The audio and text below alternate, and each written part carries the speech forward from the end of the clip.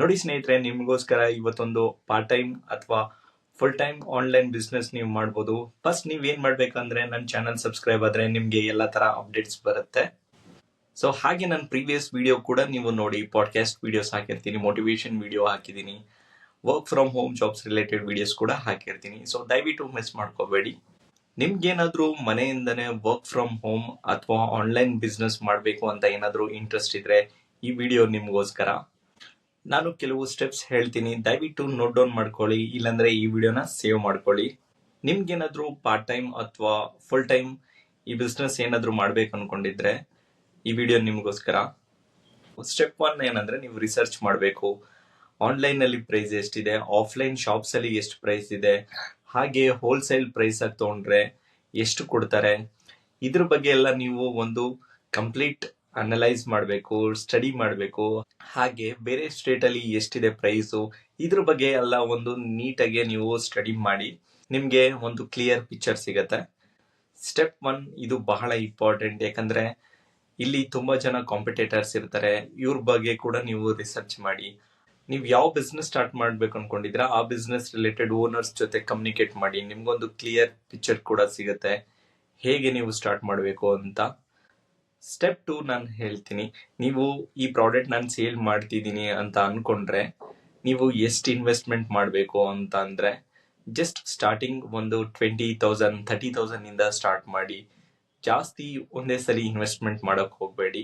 ಹಾಗೆ very important ಏನಂದ್ರೆ ನೀವು ಪಾರ್ಟ್ ಟೈಮ್ ಮಾಡಿ, ಇಲ್ಲಾಂದ್ರೆ ಇದಕ್ಕೋಸ್ಕರ ನಿಮ್ ಫ್ಯಾಮಿಲಿ ಮೆಂಬರ್ಸ್ ಯಾರಾದ್ರೂ ಸಪೋರ್ಟ್ ಮಾಡೋ ತರ ಇದ್ರೆ ಫುಲ್ ಟೈಮ್ ಮಾಡಿ. ಇದನ್ನ ನೀವು ಈಸಿಯಾಗಿ ಮನೆಯಿಂದನೇ ಮಾಡ್ಬೋದು.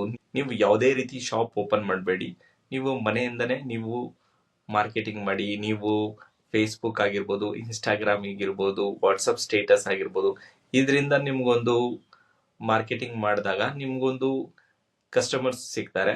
ಸೊ ಈ ಸ್ಟೆಪ್ಸ್ ಬಹಳ ಇಂಪಾರ್ಟೆಂಟ್. ಎಕ್ಸಾಂಪಲ್ ಹೇಳ್ತೀನಿ, ನಿಮ್ಗೇನಾದ್ರೂ ಬಟ್ಟೆ ರಿಲೇಟೆಡ್ ಸೇಲ್ಸ್ ಏನಾದ್ರೂ ಮಾಡ್ಬೇಕು ಅನ್ಕೊಂಡಿದ್ರೆ ನೀವು ಮನೆಯಿಂದನೇ ಮಾಡ್ಬೋದು. ನೀವು ಇದರಲ್ಲಿ ಪಾರ್ಟ್ ಟೈಮ್ ಕೂಡ ಮಾಡಿ ಅಂಡ್ ಇದು ಹೇಗೆ ವರ್ಕ್ ಆಗುತ್ತೆ ಅಂತ ಎಲ್ಲ ಸ್ವಲ್ಪ ತಿಳ್ಕೊಳ್ಳಿ. ಆಮೇಲೆ ಇದನ್ನ ಫುಲ್ ಟೈಮ್ ಆಗಿ ನೀವು ಕನ್ವರ್ಟ್ ಮಾಡ್ಕೋಬಹುದು. ಅಂಡ್ ವೆರಿ ಇಂಪಾರ್ಟೆಂಟ್ ಏನಂದ್ರೆ ಇನ್ವೆಸ್ಟ್ಮೆಂಟ್ ಸ್ಟಾರ್ಟಿಂಗ್ ತುಂಬಾನೇ ಕಮ್ಮಿ ಇರಲಿ.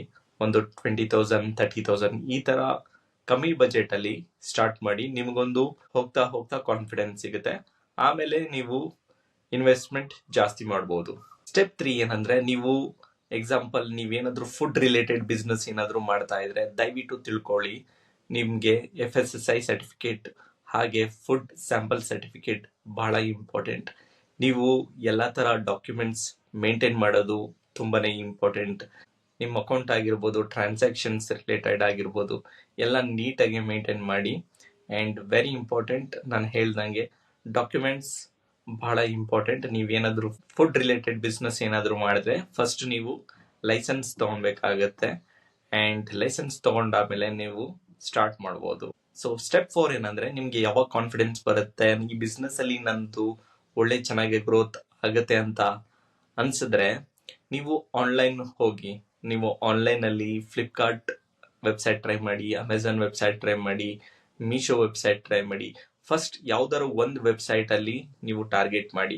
ಇದನ್ನ ನೀವು ಯಾವುದೇ ರೀತಿ ಶಾಪ್ ಏನು ಬೇಡವೇ ಬೇಡ, ನೀವು ಜಸ್ಟ್ ಒಂದು GST ನಂಬರ್ ಇದ್ರೆ ನೀವು ಈಸಿಯಾಗಿ ಸ್ಟಾರ್ಟ್ ಮಾಡ್ಬೋದು.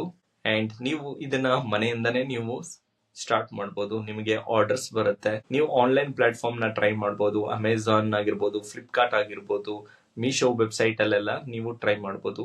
ಬಟ್ ಇನಿಷಿಯಲಿ ನೀವು ಯಾವ್ದಾದ್ರು ಒಂದ್ ವೆಬ್ಸೈಟ್ ನ ಟಾರ್ಗೆಟ್ ಮಾಡ್ಕೊಳ್ಳಿ. ಇಲ್ಲಿ ಸೇಲ್ಸ್ ನ ಅಬ್ಸರ್ವ್ ಮಾಡಿ, ಹೇಗೆ ಸೇಲ್ಸ್ ಆಗುತ್ತೆ ಅಂತ ಎಲ್ಲ ಅಬ್ಸರ್ವ್ ಮಾಡಿದಾಗ ನಿಮ್ಗೊಂದು ಐಡಿಯಾ ಸಿಗುತ್ತೆ. ಅಂಡ್ ಎಷ್ಟು ಸೇಲ್ಸ್ ಆಗುತ್ತೆ ಅಂತ ಎಲ್ಲ ನಿಮ್ಗೆ ಗೊತ್ತಾಗುತ್ತೆ. ಹಾಗೆ ನಿಮ್ಗೆ ಒಳ್ಳೆ ಆರ್ಡರ್ಸ್ ಕೂಡ ಬರಕ್ಕೆ ಸ್ಟಾರ್ಟ್ ಆಗುತ್ತೆ. ಅಂಡ್ ನಿಮ್ ಕನ್ಸಿಸ್ಟೆನ್ಸಿ ಬಹಳ ಇಂಪಾರ್ಟೆಂಟ್.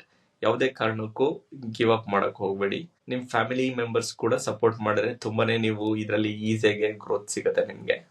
ಸ್ಟೆಪ್ 5 ಏನಂದ್ರೆ ನಿಮ್ಗೆ ಈ ಬಿಸ್ನೆಸ್ ಇನ್ನೂ ಚೆನ್ನಾಗಿ ಗ್ರೋತ್ ಆಗುತ್ತೆ ಅಂತ ಅನ್ಸಿದ್ರೆ ನಿಮ್ದೇ ಆದಂತ ಓನ್ ವೆಬ್ಸೈಟ್ ಮಾಡ್ಕೊಳ್ಳಿ. ಹಾಗೆ ಜನಗಳಿಗೆ ಒಂದು ಟ್ರಸ್ಟ್ ಬರುತ್ತೆ ನಿಮ್ ಮೇಲೆ. ನಿಮ್ ಪ್ರಾಡಕ್ಟ್ಸ್ ಏನೇನ್ ಸೇಲ್ ಮಾಡ್ತಾ ಇದ್ದೀರಾ ಅದ್ರ ಮೇಲೆ ಅವ್ರಿಗೆ ಒಂದು ಭರವಸೆ ಬರುತ್ತೆ. ನೀವು ಕಸ್ಟಮರ್ಸ್ಗೆ ಚೆನ್ನಾಗಿ ಆಫರ್ ಕೊಡಿ, ಬೈ ಒನ್ ಗೆಟ್ ಒನ್. ಈ ತರ ಎಲ್ಲ ಆಫರ್ ಇನಿಷಿಯಲಿ ನೀವು ಕೊಟ್ಟಾಗ ಏನಾಗುತ್ತೆ, ಅವರು ಬೇರೆ ಕಸ್ಟಮರ್ಸ್ಗೆ ರೆಫರ್ ಮಾಡ್ತಾರೆ. ಇದರಿಂದ ನಿಮ್ಗೊಂದು ಒಳ್ಳೆ ಬಿಸ್ನೆಸ್ ಎಸ್ಟಾಬ್ಲಿಷ್ ಆಗುತ್ತೆ.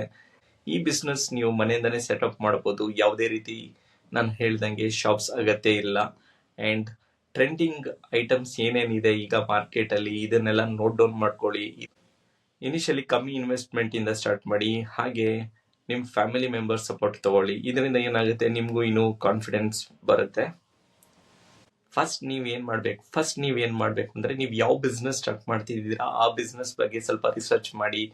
ಎಷ್ಟು ಇನ್ವೆಸ್ಟ್ಮೆಂಟ್ ಮಾಡಬೇಕು, ನನಗೆ ಎಷ್ಟು ಪ್ರಾಫಿಟ್ ಬರುತ್ತೆ ಒಂದು ಪ್ರಾಡಕ್ಟ್ ಇಂದ, ಇದ್ರ ಬಗ್ಗೆ ಎಲ್ಲ ಸ್ವಲ್ಪ ನೀಟಾಗಿ ಅನಲೈಸ್ ಮಾಡಿ. ಅಂಡ್ ನೀವು ಸ್ಟಾರ್ಟಿಂಗ್ ಅಲ್ಲಿ ಸ್ವಲ್ಪ ಆಫರ್ ಕೊಟ್ರೆ ತುಂಬಾನೇ ಚೆನ್ನಾಗಿರುತ್ತೆ. ಯಾಕಂದ್ರೆ ತುಂಬಾ ಜನ ಕಸ್ಟಮರ್ಸ್ ಚೆನ್ನಾಗಿ ಆಫರ್ಸ್ ನ ನೋಡ್ತಾರೆ.